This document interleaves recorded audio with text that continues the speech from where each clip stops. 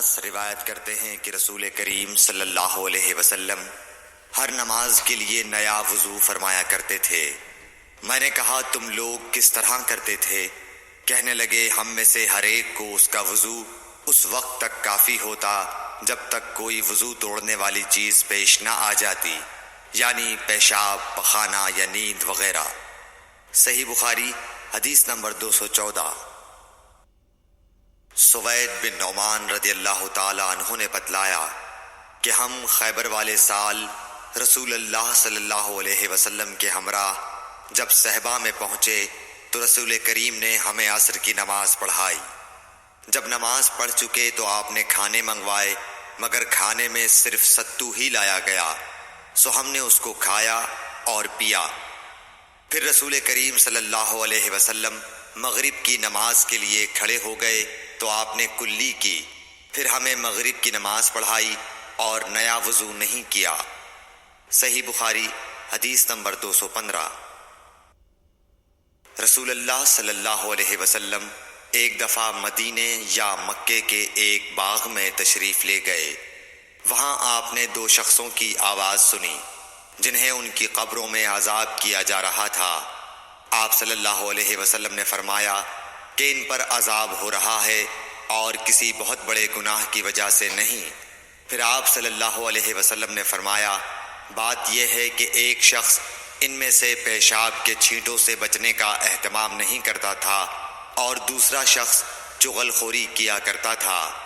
پھر آپ صلی اللہ علیہ وسلم نے کھجور کی ایک ڈالی منگوائی اور اس کو توڑ کر دو ٹکڑے کیا اور ان میں سے ایک ایک ٹکڑا ہر ایک کی قبر پر رکھ دیا۔ لوگوں نے آپ صلی اللہ علیہ وسلم سے پوچھا کہ یا رسول اللہ یہ آپ نے کیوں کیا؟ آپ نے فرمایا اس لیے کہ جب تک یہ ڈالیاں خشک نہ ہوں شاید اس وقت تک ان پر عذاب کم ہو جائے۔ صحیح بخاری حدیث نمبر 216۔ انس بن مالک رضی اللہ تعالی عنہ روایت کرتے ہیں کہ رسول کریم صلی اللہ علیہ وسلم جب رفع حاجت کے لیے باہر تشریف لے جاتے تو میں آپ کے پاس پانی لاتا، آپ اس سے استنجا فرماتے۔ صحیح بخاری حدیث نمبر 217۔ ایک مرتبہ رسول اللہ صلی اللہ علیہ وسلم دو قبروں پر گزرے تو آپ نے فرمایا کہ ان دونوں قبر والوں کو عذاب دیا جا رہا ہے اور کسی بڑے گناہ پر نہیں۔ ایک تو ان میں سے پیشاب سے احتیاط نہیں کرتا تھا اور دوسرا چغل خوری کیا کرتا تھا۔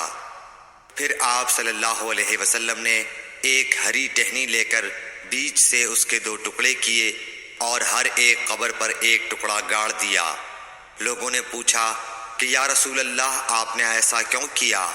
آپ نے فرمایا شاید جب تک یہ ٹہنیاں خشک نہ ہوں ان پر عذاب میں کچھ تخفیف رہے۔ صحیح بخاری حدیث نمبر 218۔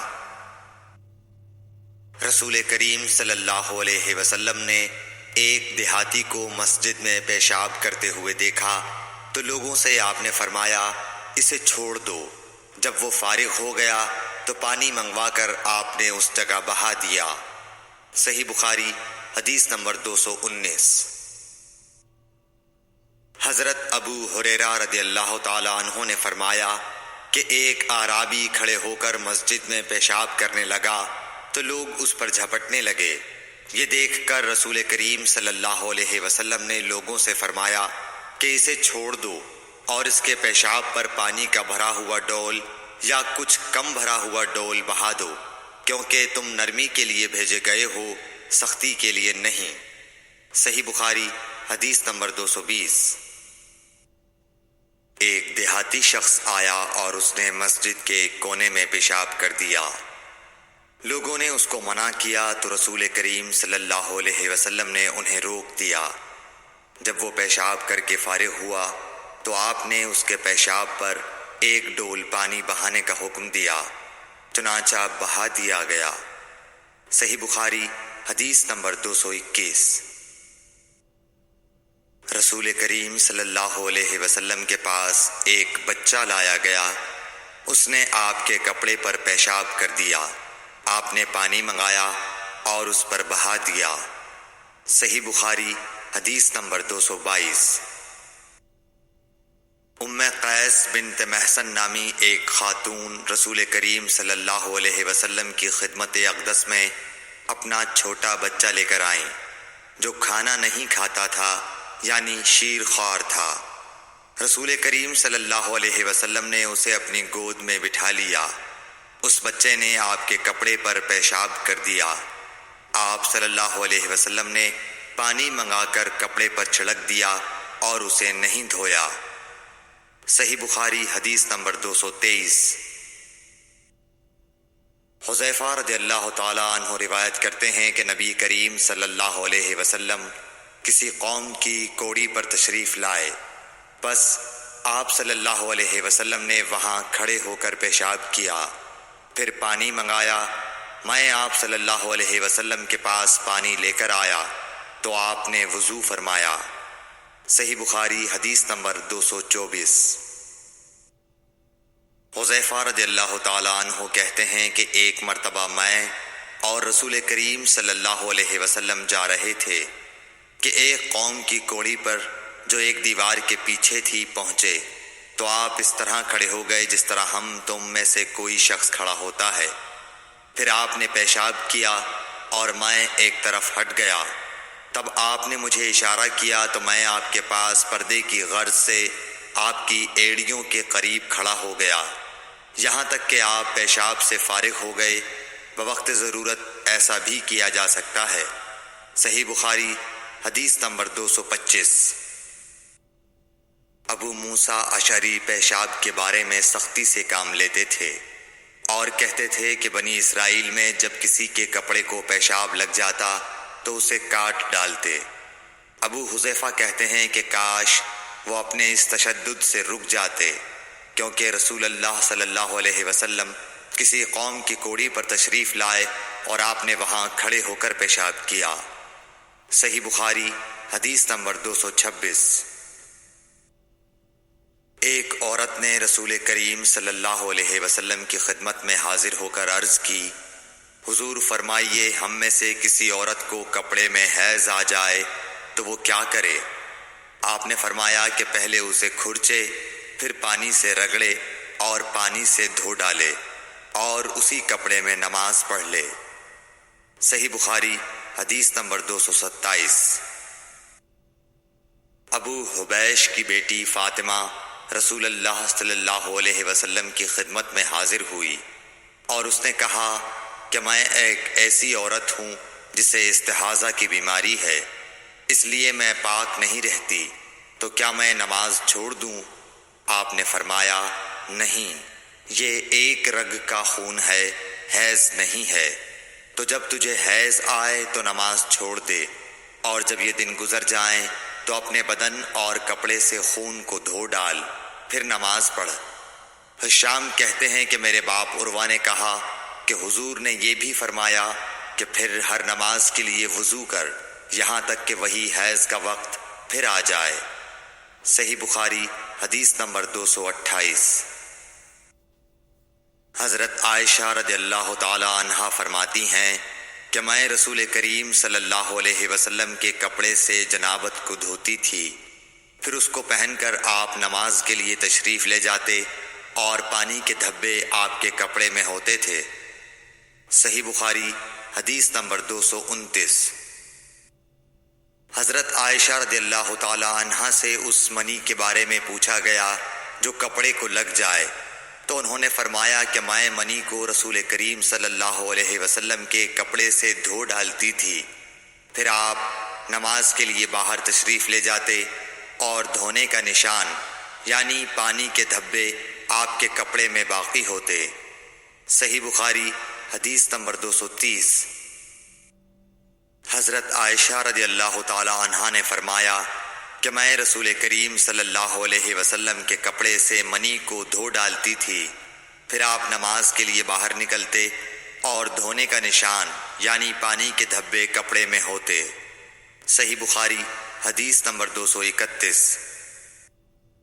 حضرت عائشہ رضی اللہ تعالی عنہا رسول کریم صلی اللہ علیہ وسلم کے کپڑے سے منی کو دھو ڈالتی تھیں۔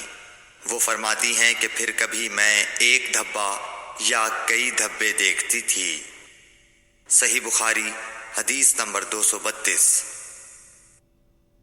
کچھ لوگ اوقل یا اورینا قبیلوں کے مدینے میں آئے اور بیمار ہو گئے۔ رسول اللہ صلی اللہ علیہ وسلم نے انہیں لقاح میں جانے کا حکم دیا اور فرمایا کہ وہاں اونٹوں کا دودھ اور پیشاب پئیں۔ چنانچہ وہ لقاح چلے گئے، اور جب اچھے ہو گئے تو رسول کریم صلی اللہ علیہ وسلم کے چرواہے کو قتل کر کے وہ جانوروں کو ہانک کر لے گئے۔ الصبح رسول کریم صلی اللہ علیہ وسلم کے پاس اس واقعے کی خبر آئی تو آپ نے ان کے پیچھے آدمی دوڑائے۔ دن چڑھے وہ حضور صلی اللہ علیہ وسلم کی خدمت میں پکڑ کر لائے گئے۔ آپ کے حکم کے مطابق ان کے ہاتھ پاؤں کاٹ دیے گئے اور آنکھوں میں گرم سلاخیں پھیر دی گئیں اور مدینے کی پتھریلی زمین میں ڈال دیے گئے۔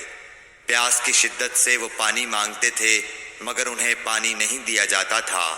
ابو قلابہ نے ان کے جرم کی سنگینی ظاہر کرتے ہوئے کہا کہ ان لوگوں نے چوری کی اور چرواہوں کو قتل کیا اور آخر ایمان سے پھر گئے اور اللہ اور اس کے رسول سے جنگ کی۔ صحیح بخاری حدیث نمبر 233۔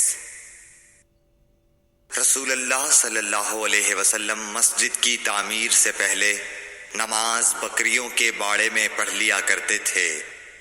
صحیح بخاری حدیث نمبر 234۔ رسول کریم صلی اللہ علیہ وسلم سے چوہے کے بارے میں پوچھا گیا جو گھی میں گر گیا تھا۔ فرمایا اس کو نکال دو اور اس کے آس پاس کے گھی کو نکال پھینکو اور اپنا باقی گھی استعمال کرو۔ صحیح بخاری حدیث نمبر 235۔ رسول کریم صلی اللہ علیہ وسلم سے چوہے کے بارے میں دریافت کیا گیا جو گھی میں گر گیا تھا۔ آپ نے فرمایا کہ اس چوہے کو اور اس کے آس پاس کے گھی کو نکال کر پھینک دو۔ صحیح بخاری حدیث نمبر 236۔ رسول اللہ صلی اللہ علیہ وسلم نے فرمایا ہر زخم جو اللہ کی راہ میں مسلمان کو لگے وہ قیامت کے دن اسی حالت میں ہوگا جس طرح وہ لگا تھا۔ اس میں سے خون بہتا ہوگا جس کا رنگ تو خون سا ہوگا اور خوشبو مشک کی سی ہوگی۔ صحیح بخاری حدیث نمبر 237۔ رسول کریم صلی اللہ علیہ وسلم نے فرمایا کہ ہم لوگ دنیا میں پچھلے زمانے میں آئے ہیں مگر آخرت میں سب سے آگے ہیں۔ صحیح بخاری حدیث نمبر 238۔ رسول اللہ صلی اللہ علیہ وسلم نے فرمایا کہ تم میں سے کوئی ٹھہرے ہوئے پانی میں جو جاری نہ ہو پیشاب نہ کرے پھر اسی میں غسل کرنے لگے، یعنی یہ ادب اور نظافت کے خلاف ہے کہ اسی پانی میں پیشاب کرنا اور پھر اسی سے غسل کرنا۔ صحیح بخاری حدیث نمبر 239۔ ایک دفعہ رسول کریم صلی اللہ علیہ وسلم کعبہ شریف میں سجدے میں تھے۔ ایک دوسری سند سے رسول اللہ صلی اللہ علیہ وسلم کعبے کے نزدیک نماز پڑھ رہے تھے اور ابو جہل اور اس کے ساتھی بھی وہیں بیٹھے ہوئے تھے۔ تو ان میں سے ایک نے دوسرے سے کہا کہ تم میں سے کوئی شخص ہے جو قبیلے کی جو اونٹنی ذبح ہوئی ہے اس کی اوجڑی اٹھا لائے اور لا کر جب محمد صلی اللہ علیہ وسلم سجدے میں جائیں تو ان کی پیٹھ پر رکھ دے۔ یہ سن کر ان میں سے ایک سب سے زیادہ بدبخت آدمی اٹھا اور وہ اوجڑی لے کر آیا اور دیکھتا رہا۔ جب آپ نے سجدہ کیا تو اس نے اس اوجڑی کو آپ کے دونوں کندھوں کے درمیان رکھ دیا۔ عبداللہ بن مسعود کہتے ہیں میں یہ سب کچھ دیکھ رہا تھا مگر کچھ نہ کر سکتا تھا، کاش اس وقت مجھے روکنے کی طاقت ہوتی۔ عبداللہ کہتے ہیں کہ وہ ہنسنے لگے اور ہنسی کے مارے لوٹ پوٹ ہونے لگے اور رسول اللہ صلی اللہ علیہ وسلم سجدے میں تھے، بوجھ کی وجہ سے اپنا سر نہیں اٹھا سکتے تھے، یہاں تک کہ حضرت فاطمہ رضی اللہ تعالی عنہا آئیں اور وہ بوجھ آپ کی پیٹھ پر سے اتار کر پھینکا۔ تب آپ نے سر اٹھایا، پھر 3 بار فرمایا یا اللہ تو قریش کو پکڑ لے۔ یہ بات ان کافروں پر بہت بھاری ہوئی کہ آپ نے انہیں بد دعا دی۔ عبداللہ کہتے ہیں کہ وہ سمجھتے تھے کہ اس شہر مکے میں جو دعا کی جائے وہ ضرور قبول ہوتی ہے۔ پھر آپ نے ان میں سے ہر ایک کا جدا جدا نام لیا کہ اے اللہ ان ظالموں کو ضرور ہلاک کر دے۔ ابو جہل، عتبہ بن ربیعہ، شیبہ بن ربیعہ، ولید بن عتبہ، امیہ بن خلف اور عقبہ ابن ابی معیط کو۔ ساتویں آدمی کا نام بھی لیا مگر مجھے یاد نہیں رہا۔ اس ذات کی قسم جس کے قبضے میں میری جان ہے کہ جن لوگوں کے بد دعا کرتے وقت آپ نے نام لیے تھے میں نے ان کی لاشوں کو بدر کے کنویں میں پڑا ہوا دیکھا۔ صحیح بخاری حدیث نمبر 240۔ حضرت انس رضی اللہ تعالی عنہ روایت کرتے ہیں کہ رسول اللہ صلی اللہ علیہ وسلم نے ایک مرتبہ اپنے کپڑے میں تھوکا۔ صحیح بخاری حدیث نمبر 241۔ رسول کریم صلی اللہ علیہ وسلم نے فرمایا کہ پینے کی ہر وہ چیز جو نشہ لانے والی ہو حرام ہے۔ صحیح بخاری حدیث نمبر 242۔ سہل بن سعد ساعدی سے سنا کہ لوگوں نے ان سے پوچھا اور میں اس وقت سہل کے اتنا قریب تھا کہ میرے اور ان کے درمیان کوئی دوسرا حائل نہ تھا کہ رسول اللہ صلی اللہ علیہ وسلم کے احد کے زخم کا علاج کس دوا سے کیا گیا تھا۔ انہوں نے کہا کہ اس بات کا جاننے والا اب مجھ سے زیادہ کوئی نہیں رہا۔ علی رضی اللہ تعالی عنہ اپنی ڈھال میں پانی لاتے اور حضرت فاطمہ رضی اللہ تعالی عنہا آپ کے منہ سے خون دھوتیں۔ پھر ایک بوریا کا ٹکڑا جلایا گیا اور آپ کے زخم میں بھر دیا گیا۔ صحیح بخاری حدیث نمبر 243۔ ابو بردہ اپنے باپ سے نقل کرتے ہیں کہ میں ایک مرتبہ رسول کریم صلی اللہ علیہ وسلم کی خدمت میں حاضر ہوا تو میں نے آپ کو اپنے ہاتھ سے مسواک کرتے ہوئے پایا اور آپ کے منہ سے او او کی آواز نکل رہی تھی اور مسواک آپ صلی اللہ علیہ وسلم کے منہ میں تھی جس طرح آپ قے کر رہے ہوں۔ صحیح بخاری حدیث نمبر 244۔ رسول کریم صلی اللہ علیہ وسلم جب رات کو اٹھتے تو اپنے منہ کو مسواک سے صاف کرتے۔ صحیح بخاری حدیث نمبر 245۔ رسول کریم صلی اللہ علیہ وسلم نے فرمایا کہ میں نے دیکھا کہ خواب میں مسواک کر رہا ہوں تو میرے پاس دو آدمی آئے، ایک ان میں سے دوسرے سے بڑا تھا تو میں نے چھوٹے کو مسواک دے دی، پھر مجھ سے کہا گیا کہ بڑے کو دو، تب میں نے ان میں سے بڑے کو دی۔ صحیح بخاری حدیث نمبر 246۔ رسول اللہ صلی اللہ علیہ وسلم نے فرمایا کہ جب تم اپنے بستر پر لیٹنے آؤ تو اس طرح وضو کرو جس طرح نماز کے لیے کرتے ہو، پھر داہنی کروٹ پر لیٹ کر یوں کہو، اے اللہ میں نے اپنا چہرہ تیری طرف جھکا دیا، اپنا معاملہ تیرے ہی سپرد کر دیا، میں نے تیرے ثواب کی توقع اور تیرے عذاب کے ڈر سے تجھے ہی پشت پناہ بنا لیا، تیرے سوا کہیں پناہ اور نجات کی جگہ نہیں۔ اے اللہ جو کتاب تو نے نازل کی میں اس پر ایمان لایا، جو نبی تو نے بھیجا میں اس پر ایمان لایا، تو اگر اس حالت میں اسی رات مر گیا تو فطرت پر مرے گا، اور اس دعا کو سب باتوں کے آخر میں پڑھ۔